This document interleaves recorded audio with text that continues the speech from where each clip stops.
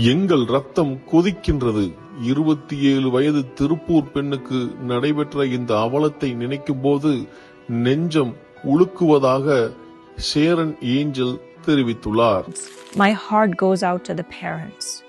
On hearing this news, my heart was burdened. திருப்பூர்ல 27 வயது பெண் வரதட்சணை கொடுமை நிமித்தமாக தற்கொலை செய்து கொண்ட சம்பவம் இந்தியாவை உலுக்கி வருகிறது.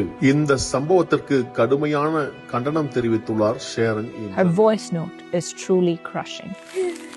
போது உடல் ரீதியாவும் டார்ச்சர் அனுபவிச்சுட்டேன், மன ரீதியாவும் டார்ச்சர் அனுபவிச்சுட்டேன். எனக்கு இது வேண்டாம் இந்த லைஃப். என்ன மன்னிச்சிருங்கப்பா, என்ன மன்னிச்சிருங்கம்மா. India, it's time to wake up.